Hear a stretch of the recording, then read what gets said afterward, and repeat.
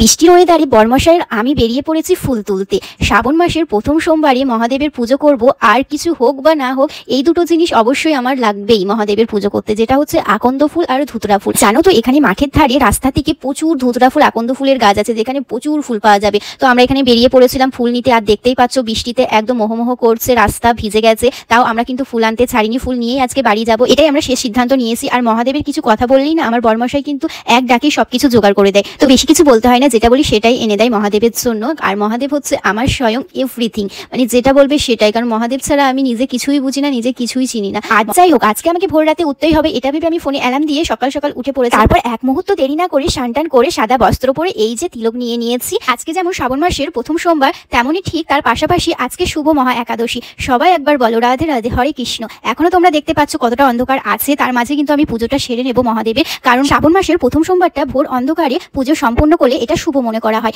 এই তিথি অনুসারে আমি পুজো কমপ্লিট করার চেষ্টা করেছি এবং পুজো শেষ পর্যন্ত সম্পূর্ণ করেছি। 5টা থেকে ঠিক আমার 6:30 বেজে গেছিল, তখনও কিন্তু খুব একটা সূর্য ওঠেনি। যাই হোক, আমি কিন্তু পুজোটা মহাদেবের খুব সুন্দরভাবে কমপ্লিট করার চেষ্টা করেছি শেষ পর্যন্ত। মহাদেবের পুজোতে মহাদেব সেরকম কিছু চান না, একটু ভক্তির সঙ্গে যদি তুমি ফুল দিয়ে পুজো করো তাতেই কিন্তু মহাদেব অনেক সন্তুষ্ট হন। আর মহাদেবকে যদি এই সোমবারের দিনগুলোতে বেলপাতা 3টে পাতার সঙ্গে এবং আকন্দ ফুল আর হচ্ছে ধুতরা ফুল, তার সঙ্গে একটা কাটা কাটা ফল আছে, দেখতেই পাচ্ছ আমি দিয়েছি মহাদেবকে নিবেদন করি। এই ফলটা কিন্তু মহাদেবের অত্যন্ত পছন্দের ফল, তোমরা চাইলে এইগুলো দিতে পারো, অত্যন্ত মহাদেব খুশি হবে। আমি মহাদেবের কিভাবে অভিষেক করেছি সেই ভিডিওটা তো আমি করতে পারিনি, আর করতেও চাইনি সেই মুহূর্তে, কারণ একদিকে অভিষেক করলে সেটা কিন্তু ভক্তির সঙ্গে করতে হবে মহাদেবে, তো সেই কারণে আমি ভিডিও করিনি। আমি তোমাদের একটু বলে দিই আমি কিভাবে পুজো করেছি। প্রথমে পরিষ্কার জলে মহাদেবকে স্নান করিয়ে দিয়েছিলাম, তারপর দই ঘি মধু দিয়ে স্নান করানোর পর আবারও শুদ্ধ পানীয় জল দিয়ে স্নান করিয়ে নিয়েছিলাম, তারপর গঙ্গার জল দিয়ে স্নান করানোর পর মহাদেবের যেসব ফুল পছন্দ সেসব ফুল আমি কিছু আনার চেষ্টা করেছি, তো সেই ফুলগুলোই আমি মহাদেবকে নিবেদন করেছি। মালাও করেছিলাম আকন্দ ফুলের,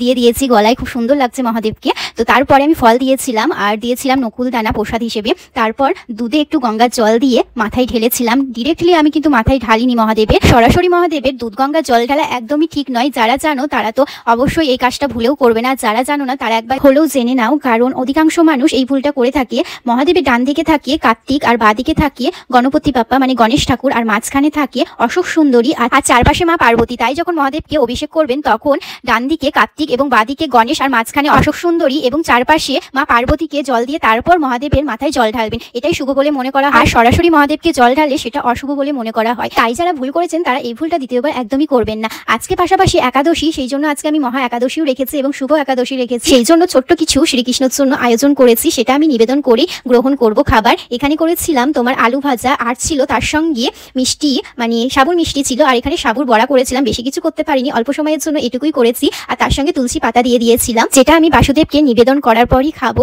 আর তার পাশাপাশি শ্রাবণ মাসের প্রথম সোমবার, এই দিনটা আমি একাদশীর মতনই পালন করে থাকি। আর আজকে একাদশী আর শ্রাবণ মাসের প্রথম সোমবারটা একাদশী পড়েছে, তো সেই কারণে আজকে দুটোই একসঙ্গে আমি পালন করছি। আজকের দিনটা আমি এইভাবেই কাটিয়েছি, আর সোমবারটা এইভাবেই আমার সুন্দরভাবে কেটেছে। তোমাদের দিনটা কেমন কাটলো এবং কোথায় জল ঢালতে গেলে সেটাও জানাতে কিন্তু ভুলো না। আর আজকের ব্লগটা এই পর্যন্তই ফ্রেন্ডস, তোমাদের আজকের ব্লগটা কেমন লাগলো অবশ্যই জানিও। নেক্সট ব্লগে খুব শীঘ্রই তোমাদের সঙ্গে দেখা হচ্ছে। আজকের মতন টাটা, বাই বাই।